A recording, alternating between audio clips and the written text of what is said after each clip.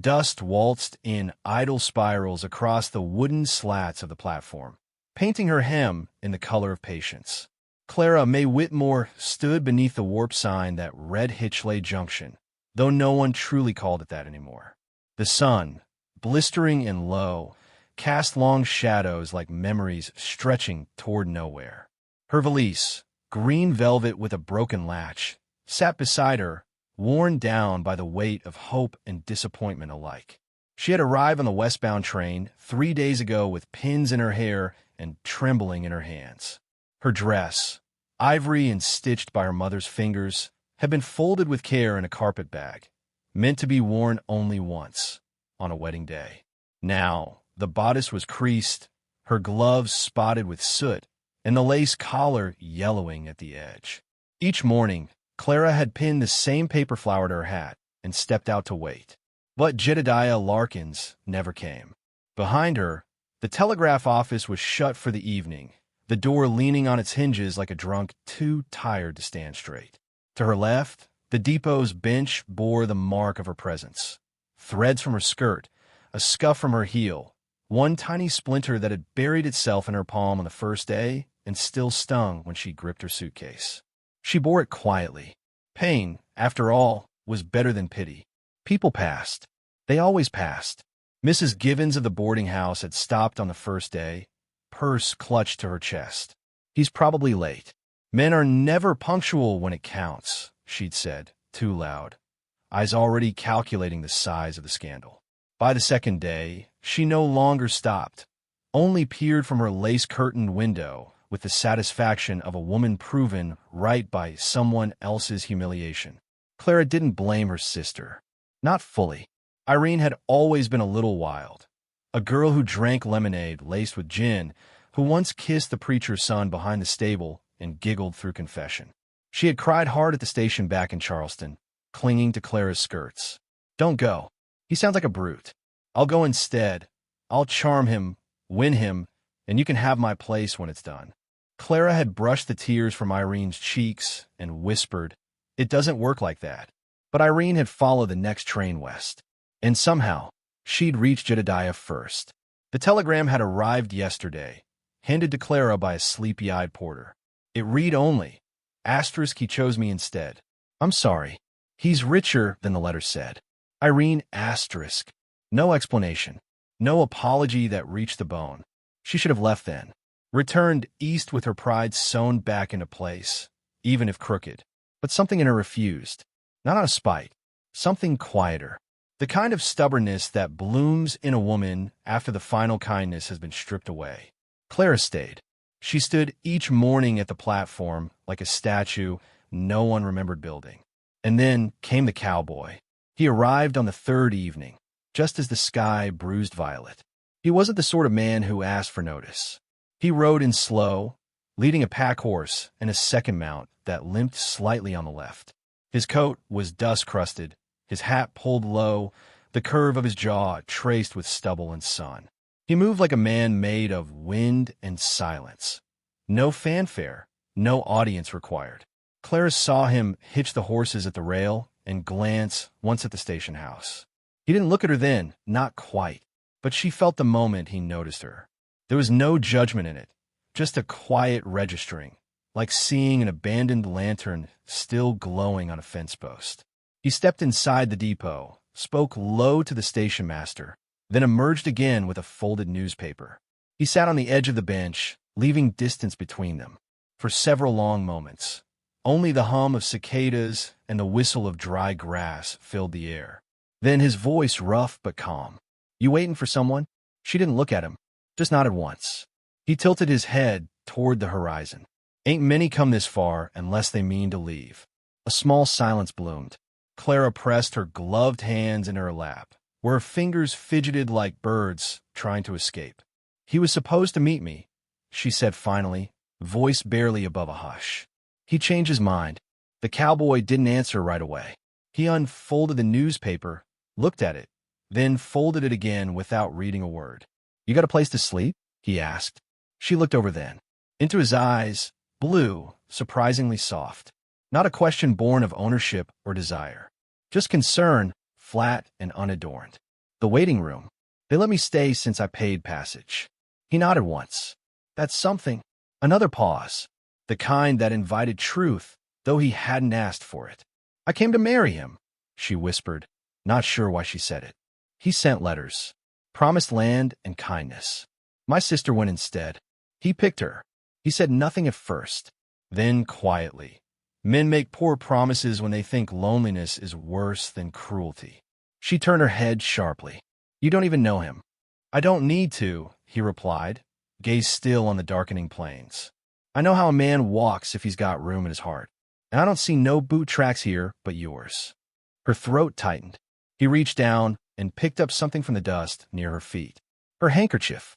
The embroidered C, still visible despite the grime. He dusted it gently with his thumb, then set it beside her on the bench. Name's Beau, he said. She hesitated. Clara. He nodded, as if something had settled into place. Then stood. Well, Clara, he said, tugging on his gloves, ain't my business to pry. But if you're still here come sunrise, I'll be riding west a while. Could use the company. And just like that, he tipped his hat and walked toward the horses, his silhouette swallowed slowly by twilight. Clara sat still for a long time, the handkerchief warm in her lap. When the stars came, she found herself looking west. The next morning arrived soft and silver, the horizon washed in a pale hush, as if the land itself were holding its breath. Clara stepped onto the platform with her valise in hand, and the paper flowers still pinned to her hat, though the petals drooped now, weary as her spirit. The station was quiet. No train expected, no eyes watching yet, but the gossip would begin again with the sun. She didn't need to look to know Mrs. Givens would soon be at her window, lace curtain drawn back just enough for judgment to peer through. A woman who waited too long was suspicious. A woman seen speaking to a man alone was scandalous. And a woman left behind? She was an open wound in the town's conscience, and they wanted her bandaged up or buried. Clara sat at the bench. The air was cooler this morning, the wind laced with sage and distant rain. Her stomach had given up on hunger sometime yesterday, replaced instead by a hollow tremble just beneath her ribs. Shame, she decided, lived there now, a permanent tenant. Footsteps on gravel stirred her from thought. Beau Callahan approached with reins in hand, his horses quiet behind him. He looked the same as the night before, coat dusty, eyes unreadable, but something in his posture had shifted, as if he'd come to a decision while the stars still burned. You still here, he said simply. She nodded. Nowhere else to be. He looked down at her for a long beat. Then, heading west. There's a ridge past Silver Creek where the air don't carry so much talk. You're welcome to ride if you aim to forget. Clara hesitated. It wasn't the offer itself. It was the grace of it, given without pressure or pity. He hadn't asked for her name a second time. He already remembered it. And he didn't touch her, not even a brush of a sleeve. That mattered more than she could explain. I'll come, she said, for a day or two, just to breathe different air. He helped her onto the gentler of the two mares, and together they rode into the waking sun, shadows long and stretching behind them like echoes of what they left. The trail was rough in places, winding through tall grass and fractured stone. The silence between them was not awkward, but companionable, filled with wind and the creak of leather and the distant cry of hawks. Clara watched the landscape shift, shrubs blooming with yellow flowers, an old fence line swallowed by prairie, a rabbit darting across the path with the urgency of something chased. Every so often, she caught Beau watching her, not in the way men stared, but as if checking for signs of breakage, as if he expected her to fall apart like a wagon wheel on a rut. But she stayed upright, shoulders square, hands steady on the reins.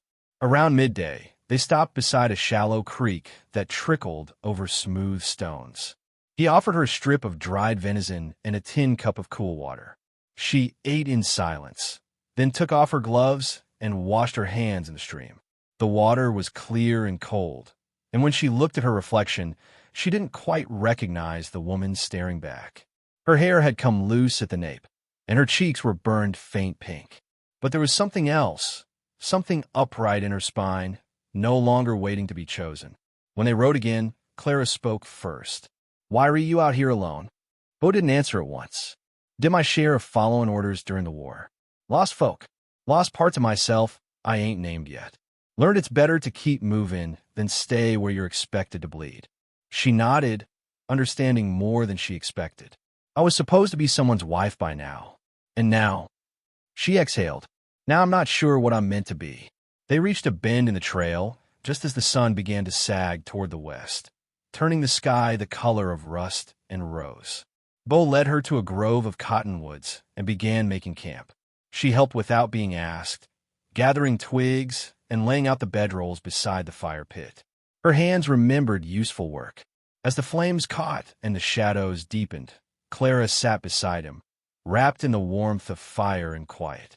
For a long while, neither spoke. The night buzzed around them, crickets, wind, the low hum of sleeping grass. Then, softly, "She was younger," Clara said. "My sister. She always took things before they were offered. I think she meant to protect me in her own selfish way. But it was my name on those letters. My heart." Bo didn't speak, only stirred the coals with a stick.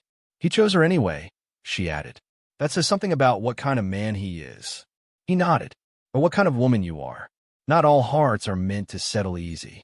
She looked at him, really looked this time. His profile lit in gold and shadow, his hands steady but worn. A man carved by loss, but still building something in his own slow way. "What about you?" she asked. "You ever been chosen?" A long silence. Then, once, "She married someone steadier. Banker's boy. I rode too far, too fast for her to wait." Clara absorbed that quietly. "Does it still hurt?" He threw the stick into the fire. "No, just echoes now." They lay down a few feet apart, the stars thick and indifferent above them. Clara listened to his breathing in the dark, slow and rhythmic, and felt something unfurl inside her. Not love, not yet, but the space where love might one day root. By morning, the world was damp with dew, and the fire had died down to embers. Clara sat up and stretched, her body sore, but her mind strangely clear. Bo stood at the edge of the clearing, eyes fixed on the distant ridge. She approached, unsure why her heart raced. He nodded toward the horizon. "There's a cabin past that hill. Mine. Not much, but the roof don't leak. If you're tired of waiting at stations, you're welcome to walk in." Her breath caught. She didn't answer, just looked where he looked, watched the first light spill across the earth like forgiveness. And then, faint but real, a horse's whinny echoed back down the trail. She turned sharply.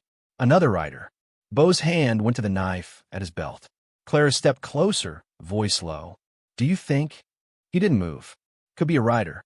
Could be a shadow from the past. Her fingers found her collar, gripping tight. Whatever it was coming. And it carried with it the final answer to what kind of woman she would become.